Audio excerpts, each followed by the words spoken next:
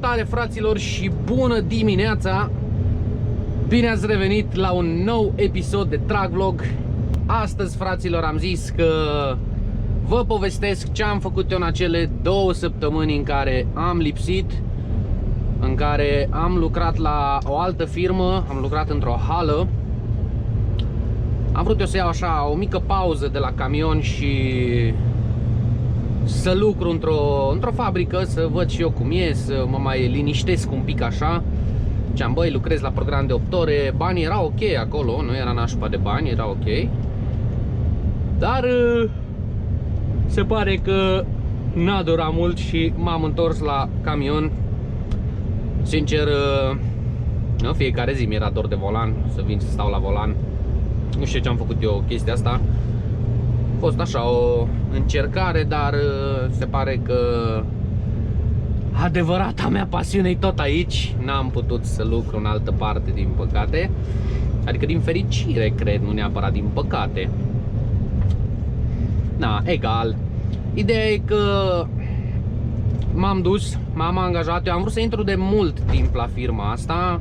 Adică am vrut de mai mult timp să încerc la firma asta, pentru că lucrează deja maică-mea acolo.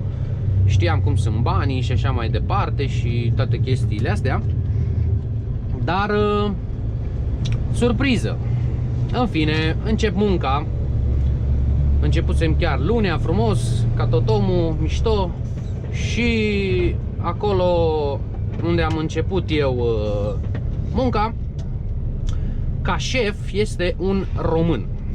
Așa că vă dați seama ce a ieșit, nu? Bine, de obicei, da, nu toți românii sunt nașpa, frate. Sunt mulți care sunt super ok și n-ai nici cea mai mică treabă cu ei, frate. Chiar te ajută și super blană.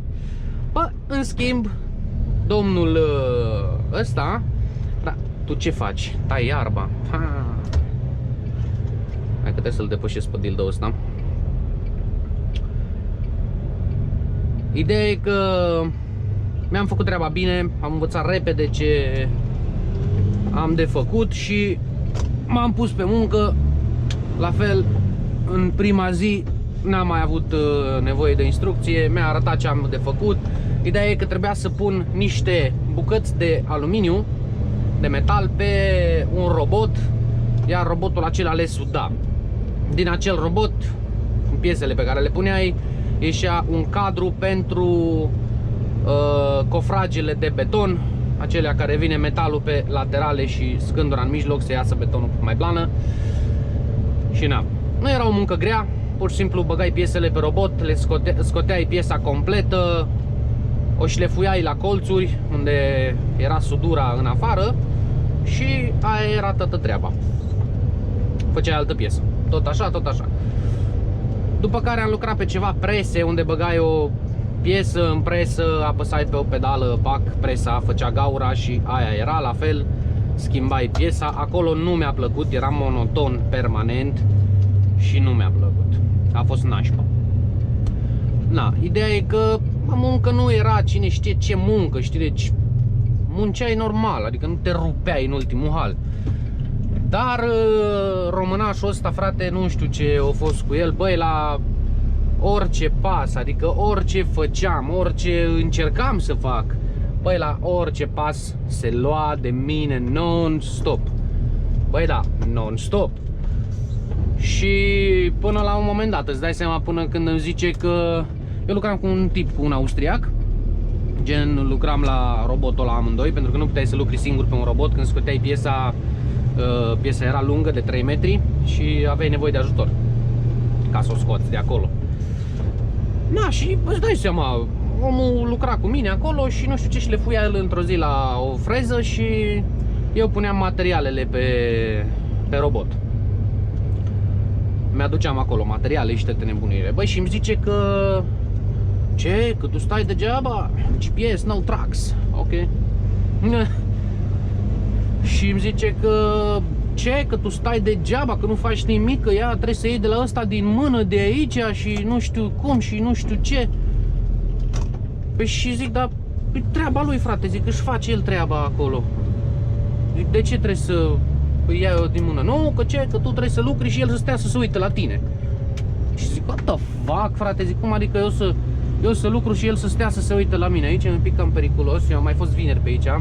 Am mai zis-o și în vlogul de ieri.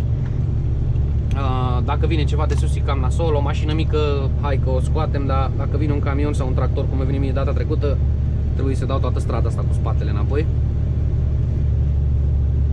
Și îți dai seama că atunci mi s-a umplut paharul, frate. Adică mai zisese că nu șlefuiesc bine. Mi-a arătat el cum se șlefuiește și ăla de lângă mine șlefuia exact cum șlefuiam eu, că de la el am învățat. Și lui nu-i zicea nimic, frate, și de mine se lua permanent. Și zic, no, păi atunci stai, mă, zic. Ultima oară când mi-a zis treaba cu că eu trebuie să lucru și ăsta să stea degeaba, îți dai seama că mi-a sărit muștarul instant, nu m-am certat cu el, i-a zis, no, de mâine îți cauți om că eu nu mai vin. Și aia e. Asta se întâmpla joi și am mai venit încă o zi vineri, cum ar veni, ca să pot să am 2 săptămâni de lucru, gen să-mi iau banii complet pe 2 săptămâni. Și nu m-am mai dus acolo. Și uite așa, am lucrat 2 săptămâni într-o firmă de metale unde nu mi-a plăcut absolut deloc. A fost nașpa. Nașpa, păi da, gândește că stăteam cu niște dopuri în urechi, pentru că îți dai seama, roboții ăia sudau în continuu pe acolo, freze, oameni care șlefuiau, deci uai ce cască. Prea m-am trezit cum trebuie, abia 7 ceasul. Și îți dai seama că șlefuiau în toate direcțiile pe acolo, se auzea rău de tot, urât tare, și stăteai cu dopul în urechi să te protejeze de sunetul puternic. Na, și eu mi-am luat căștile și îmi pun căștile în cap, frate, adică ori cu căștile, ori cu dopurile alea, era exact aceeași chestie. Încă cu căștile auzeam un pic mai bine și era mai ok. Dacă el venea lângă mine, trebuia să-mi dau dopurile la jos să-l aud să înțeleg ce vorbim, că nu ne înțelegeam pur și simplu, atât de nașpa te înfundau dopurile alea. Erai, cum să zic, închis în gândurile tale maxim, total. N-auzeai nimic în jur, numai lucrai și atât. Vedeai ce lucri și atât, de auzit nimic. Na, și când mi-a luat căștile, a venit și mi-a zis că dacă mă mai prinde cu căștile, eu zbor de aici. What the fuck, frate, zic, care chestia? Adică alții stăteau cu căștile și n-aveau treabă și de mine s-a luat, uite o căprioară. E căpriță. Hai că dacă e, trage și ăsta la deal. Să vă dau soarele din ochi, așa frumos. Da, frate, și s-o luat de mine că de ce îmi pun căștile. Și am durat, zic, păi da, la uite, ăla în partea altă are căști. Că n-ai tu treabă, că nu te interesează pe tine, că tu ești tu, că el e el, că nu știu ce, că... Și mi-am dat seama că omul nu mă place absolut deloc, să dai seama, și mă displace total. Și apoi în cazul ăsta am zis, ok, zic, nu, dacă așa, zic, eu mă duc, frate, zic, nu stau aici, zic, mă duc înapoi la mine pe camion. Și face el, da, da, lasă căștile, că aici nu suntem la șoferie. În gândul meu, vere, nu pot să compar șoferia cu ce e aici. Never, niciodată. Pe aici trebuie să mergem încet, că e numai pădure și deluțe. Nu știu cum naiba stau oamenii ăștia aici, frate, la mama naibii în praznic. Așa. No, ca să vedeți și voi pe unde merg eu cu camionul ăsta, pe unde lucru, ce fac eu. Uite, e părică, fuge părică. Vezi, fel și fel de animale pe aici, că na, hashtag sălbăticie maximă. O să încet, acolo la casele alea trebuie să mergem. Casa din mijloc. Opa, op, op. Să nu ne ducem în gârlă, că direct după Burescu mă dă caute alt iepure. Ce e drăguț, ce e frumos că poți să stea liniștiți. Da, frate, și îți dai seama că n-am stat, nu m-am simțit bine să fiu controlat atât de drastic. Adică eu personal nu m-am simțit bine și fiindu-mi așa nasol, îți dai seama că n-am mai stat. Și atunci am decis să mă întorc din nou la șoferie. Hai că da, iau ce frumos pe aici. Prin pădure, după fragi și mure, cu ursulețul, pac, pac, pac. Și aia a fost treaba. o să mă bag să descarc aici, iar apoi o să vă continui povestea, o să vă povestesc câteva locuri de muncă care mi-au fost propuse, pentru că am avut destule oferte, dar cum v-am zis, nu am acceptat. Sigur, drum înfundat, dar de ce nu? Haide să ne băgăm. Aici e și mai strâmt. Dă-lea de-al, Ioană, dă-i. Hai că știu unde să duc mașina, asta e bine. Am luat și frunzele cu mine. Bun, mă bag să descarc aici și apoi revin. Gata, fraților, am terminat și aici. Se pare că camera mea a filmat în continuu. Am făcut ciubuc, 5 euro. Nice. Mișto. Am făcut un ciubuc de 5 euro, deși nu mă așteptam, dar de ce nu, dacă au venit. Acum trebuie să mergem către, o să spunem, domiciliu, pentru că, nu, am și aici serviciu și dăm început. Să știu drumul înapoi, traseul. Da, ca să vedeți și voi pe unde am venit noi astăzi. Arată frumos pe aici, să zic așa, e interesant. Ia iudea, gradul de dificultate e nasol, că dacă te ieși tu un pic de pe drum și nu ești atent, te pleznești. Da, fraților, bun, și discutam noi acolo în ultima parte că am plecat de la firma aia și apoi m-am angajat aici. Dar până să mă angajez aici am trecut pe la câteva birouri cu mai multe oferte de muncă. După cum v-am zis, am avut destule oferte, 7-8 la număr, ceva de genul, în care am avut de ales. M-am axat la firme care știam că sunt mai ok.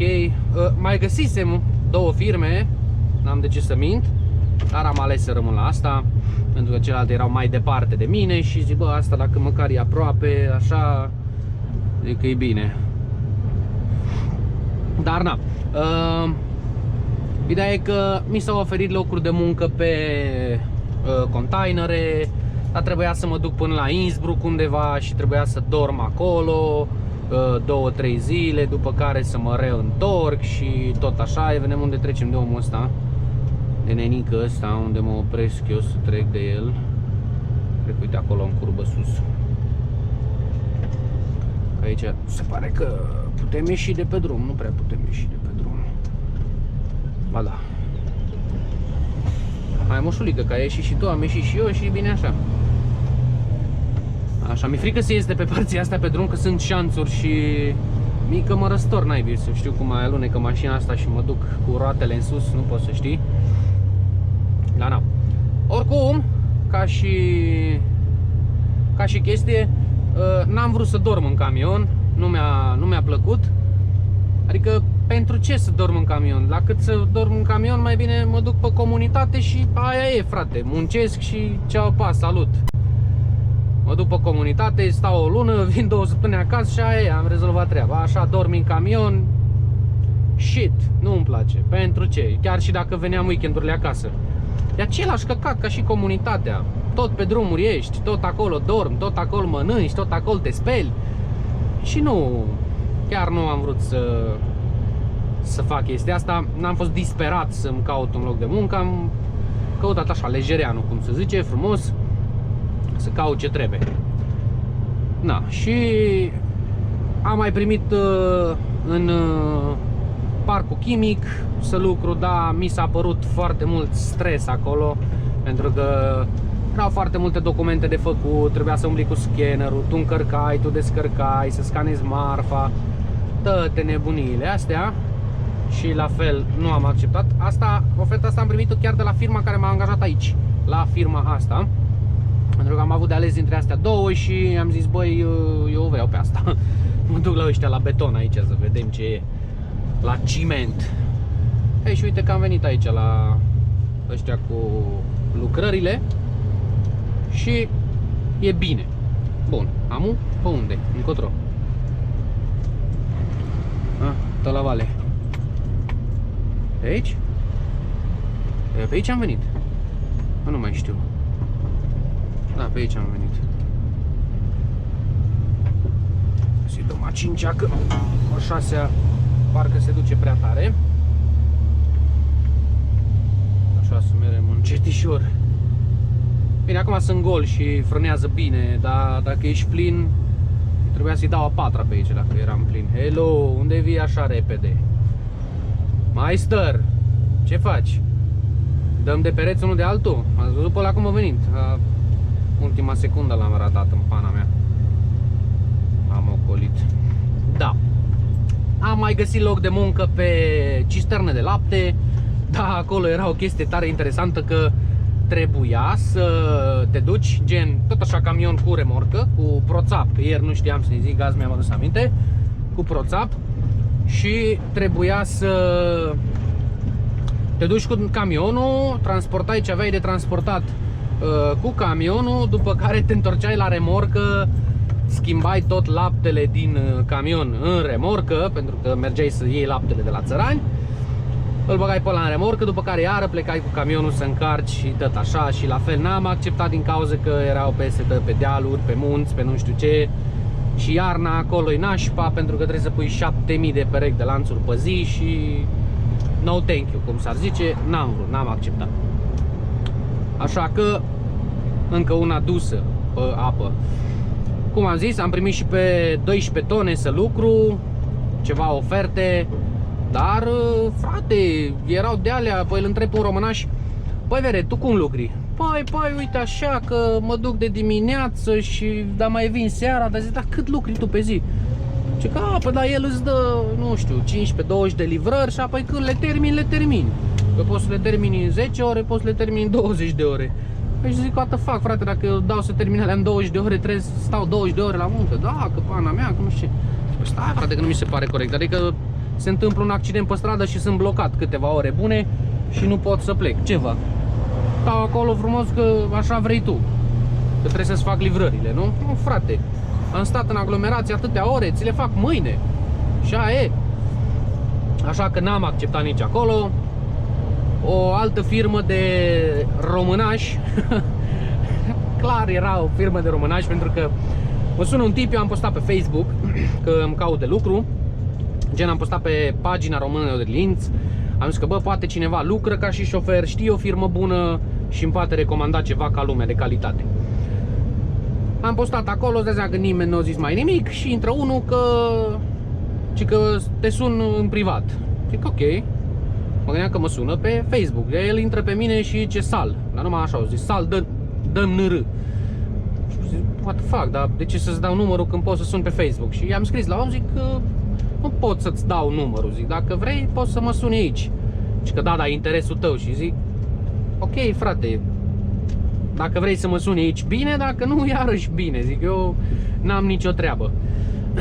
Și până la urmă m-a sunat pe Messenger și am vorbit pe Messenger cu el. Omul a zis că lucră la o firmă de dezăpeziri. Deci se ocupa cu chestiile astea, cu dezăpeziri și așa mai departe. Și eu zis că sunt salarii de 2700, de 2800 dacă lucri. Și zic, brut sau net, știi? Nu, că în mână, că iei net în mână, atâta. Zic, bă, zic, 2800, zic, bă, ești nebun la cap. Zic, cam rar în Austria 2800. Bine, când ești mai nou într-o firmă, e rar de tot. Dacă ești vechi, se pot lua banii ăștia liniștit. Și da, că am rămas un pic așa, zic, cum mai ia, frate, 2800, știi? Și am pus să-mi povestească câte una alta despre locul lui de muncă. Aici, la Peco ăsta, trebuie să mă opresc, nu, la altul. Să mă opresc să-mi iau țigări, că nu mai am. Dar la Peco următor. Na. Și o zis că iarna ești la dezăpezire cu vola de dezăpezit și cu sare sau așa. Iar vara ești la curățatul de pietrișul pe care ei îl aruncă pe jos, să nu aluneci. Când dă pe gheață e mai mișto cu pietrișul ăla, chiar nu aluneci și așa mai departe. Yo, mate, hai să intrăm aici. Opa la. Așa. 2 secunde să mă duc să-mi iau și eu țigări și revin. Bun. Am revenit. Beau și puțină apă cu întuneric.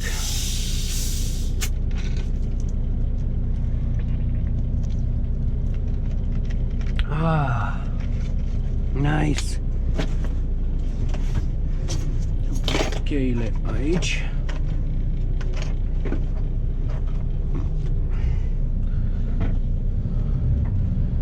Și plecând direct cu a 4-a, că de ce nu? Era și polițeiul pe stradă. Dăm 4-6 direct. Merge așa. Deci, iarna mai trebuia să dai cu bola de zăpadă și să arunci pietriș. Vara, în schimb, trebuia să aduni pietrișul pe care îl dădea iarna. Dar cum? Cu o mașinuță mai mică ca asta, cu perii din acelea care mătură pe jos. Deci, practic, gunoier. Nu era o problemă că ești gunoier. Mi-ar fi plăcut, ok, lucri pe mașina de gunoi, au spor de rușine, au o grămadă de bani. N-ar fi stres, doar aici stai doar în mașină la mașină de gunoi, n-ai niciun stres. Nu te murdărești, nu nimic. Dar ca și chestie, zic, what the fuck, frate, zic, să mă plimb. Mi s-a părut un stres prea mare. Prea mare de ce? Pentru că trebuia să lucru numai în oraș, printre mașini, printre toate astea, îți dai seama, un stres uriaș. Și pentru ce să-mi fac atâta stres, frate? Aici trebuie să o lăsăm la 30. Avem și un semafor mic. Dacă trebuie să ne oprim aici.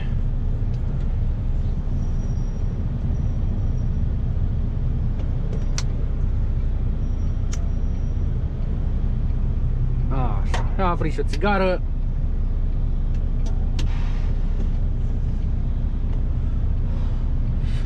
Na. Și apoi mi s-a părut stresul foarte mare acolo și îl întreb pe om dacă firma e românească sau e austriacă și așa.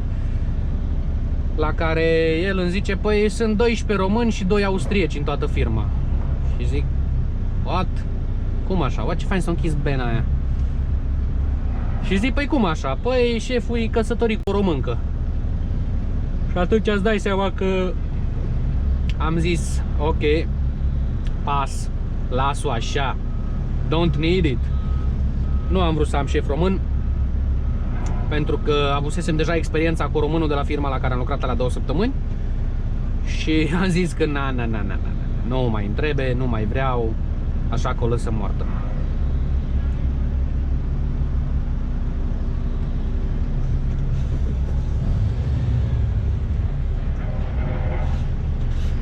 Ca să curețe oamenii asfaltul.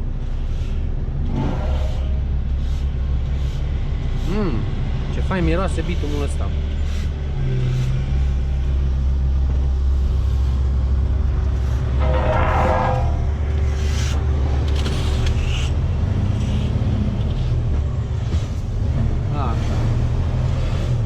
Hai că recurăm și noi.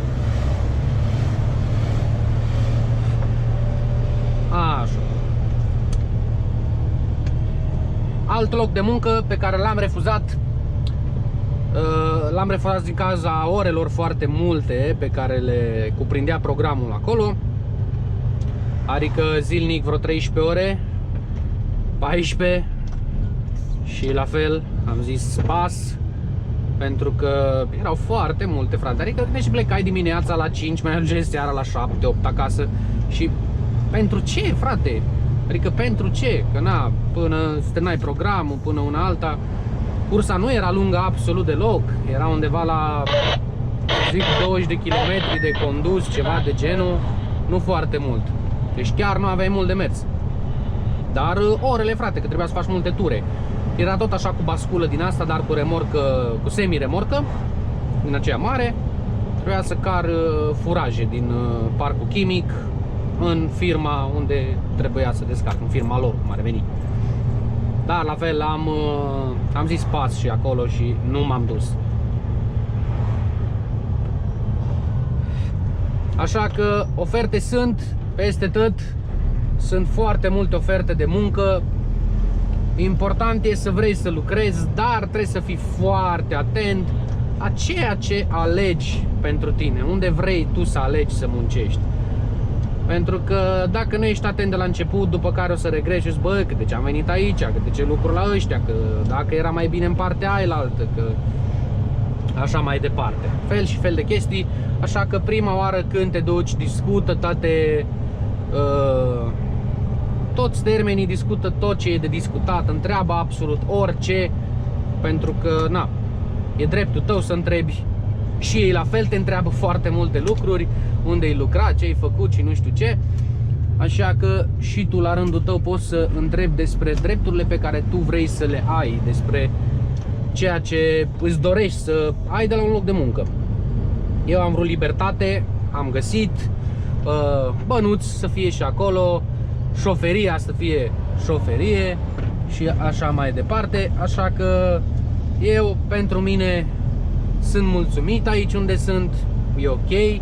Mă bucur că am găsit firma asta și mă bucur că n-am sărit din prima la prima firmă pe care am găsit-o și am mai așteptat un pic să găsesc ceva ca lumea. Bun, fraților, cam asta o să fie cu acest vlog. Eu mă îndrept acum către alt, cum îi zice, către alt șantier. Merg acolo să încarc și apoi în firmă, după care rămân pe tura mea pe șantierul la mic, normal, frumos, fără stres. Dacă v-a plăcut acest vlog, nu uitați să lăsați un like sau un dislike, așa pot să știu și eu ce vă place și ce nu. Aștept părerile voastre în comentarii, cât și orice întrebare pe care o aveți. Iar noi ne auzim data viitoare. Vă mulțumesc încă o dată, v-am pupat, pa, pa! Skin the color of bark, clothes smelling like trees, digging my earth, find my roots and weeds, my truth bleeds right back in the arm. No scar, but I left my mark, my friend got clean, then no deed, life is just that dark. Clothes smelling like trees, digging my earth, find my roots and weeds, my truth bleeds right back in the arm. No scar, but I left my mark, my friend got clean, then no deed, life is just that dark. But life is just that bright, that when the sunset shines, I seen the graffiti writes, I'm back tonight, with a sack to light. In honor of the past I write, I'm wide open with no glass of wine. Stuck in the barrel, I'll get better with time. While you measure how the pleasure declines, I'm stacking cheddar while the bread just rise. With my eyes and my ears glued here on my grind, cutty.